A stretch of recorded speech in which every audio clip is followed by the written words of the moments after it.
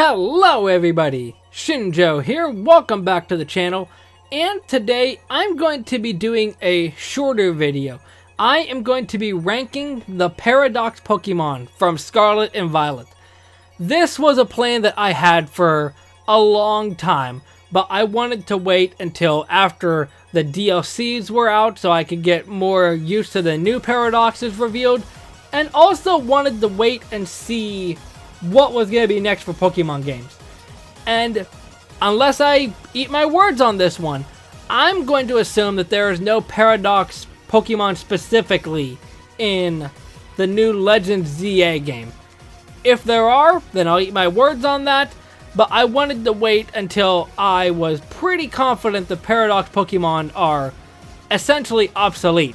Kind of pun intended on the future forms. Just like every other time, I am going to be doing this where I rank them from A all the way down to D, and then deciding from the A's who goes into S tier. So, Great Tusk, we're actually starting off really good. I really like Great Tusk. He's legitimately an A, and considering how the rest of this list goes, I wouldn't be upset if I had to put him in S. I really like Donphan, especially now with getting older and appreciating a lot more Pokemon that I didn't back in the day. And I just like the ground fighting typing, really unique to Great Tusk. Now as far as Iron Treads, he's probably just gonna go in C tier. I think overall the future forms are less favorited for me compared to the past forms. But I think that's mainly because the past forms have all sorts of different inspirations, but the future forms are just all robot, and that's it. If they did something different with the future forms besides just making them robots and making their shinies chrome, then I might like a lot more of them, but I just really don't. Next up is Screamtail. I think Screamtail is actually going to go in A tier as well. It's really cute, but also really scary at the same time. But up next we have Brute Bonnet. Personally, I never really cared for Amoonguss as a design anyway, and Brute Bonnet doesn't really help. It's a neat typing, but I just don't really care about it from design. Fluttermane, probably A tier as well, although it might be a very low A tier. I really like the design, but I just don't really like how it completely runs the meta and it's just super viable, super competitive. Personally for me, I tend not to like Pokemon like that because of oversaturation, but Fluttermane still looks neat. Next up is Slitherwing, and I think Slitherwing's gonna go right here next to Great Tusk. I really like Slitherwing. It's just adorable when it's standing up on two legs, but it's also really terrifying. And I think I'm gonna put, what's the future one called? Iron Moth. I really like Iron Moth as well, although, yeah, actually I'll keep it right there. I really like both forms of it. I really like how the future form has solar panels for wings instead. Although Fire Poison is a questionable typing, but I just really like both of them as well. I just like how the past and future forms of Volcarona took one part of its type to make the form. Crap, what's this one called? Something Magnet. Oh, it's Sandy Shocks. Yeah, Sandy Shocks is just gonna go in C tier. It looks kind of wild and weird, which makes sense for past forms, but I just don't really care about it much.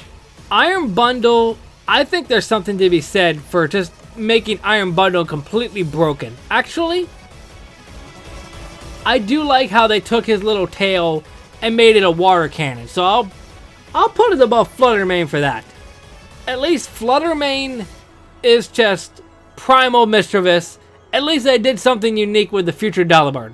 Iron Hands is honestly just another case of oversaturation. It looks neat, so I think I may put it right there just to be fair. But overall, it's just oversaturation, and it doesn't really help that it's another electric fighting type in the region. Iron Jugulus, Iron Jugulus is going to go in D tier. Hydreigon is so much better. It's a robot, which typically would be neat, but considering all the future forms are robots, it's just kind of lazy.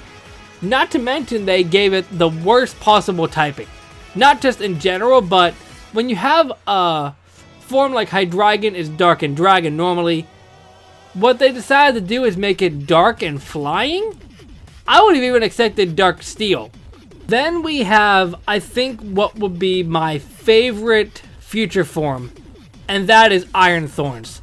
Iron Thorns looks really cool, and it really helps that it's already based off of T-Tar anyway. It just looks really cool. And if I'm not mistaken, it's an electric and rock type, which is an interesting type to say the least, but at least it still fits on a sand team if you really wanted to. Roaring Moon and Iron Valiant, I think Roaring Moon is going to go right there. Iron Valiant, probably right there. Roaring Moon is just a much better Paradox variant of a pseudo compared to something like Hydreigon. Which, that's another thing I didn't even mention. Both Hydreigon and T-Tar both lose stats in order to become Paradox forms. That just kind of makes me laugh, but also makes me shake my head. But Roaring Moon, I just really like how they took inspiration from his Mega form. And Iron Valiant, I like how they took inspiration from Gallade and Gardevoir. Really cool. Now before I move on to the box arts, I'm going to cover the Swords of Justice and the Legendary Dogs first. I feel like it's only fair to end with Koraidon and Miraidon. So Walking Wake is probably going to be another A tier. I think I do like it less than Volcarona or Slitherwing, but it just looks really cool. I like how the tails look kind of like a DNA strand or something like that, and I love that it's a water dragon typing as well. Iron Thorns, I just don't really like it. It's just kind of lazy in my opinion. Grass Psychic is a neat typing, I guess, but I just don't really care because there's nothing that they really do with it that is something that was unexpected. Plus, it's a Virizion. And I think out of all the Swords of Justice, Virizion's my least favorite. Don't bother looking back on my Gen 5 ranking because I don't know where I place Virizion compared to the other two. Next is Gouging Fire, and I think it's gonna go right there next to Walking Wake. I think if it didn't have the giant crown thing that made him look like he has a big forehead, I think I might like it better, but I really like the fire dragon typing on it. I really like the idea of adding the dragon typing to the legendary dogs from Johto. It's just a really nice touch. Then Terrakion, I do like him better than Virizion, so I think he's gonna go there. And while I'm at it, what's he called? Thunderclap? What's his name? Raging Bolt. Yeah, Raging Bolt's just gonna go in C tier. I think the only thing that really keeps him relevant besides his move pool is the meme of long neck. I think compared to all the Johto paradoxes, that the Raikou is definitely my least favorite. Cobalion, I think it's gonna go right there. I like Cobalion and Terrakion more than Virizion, so that may sway things.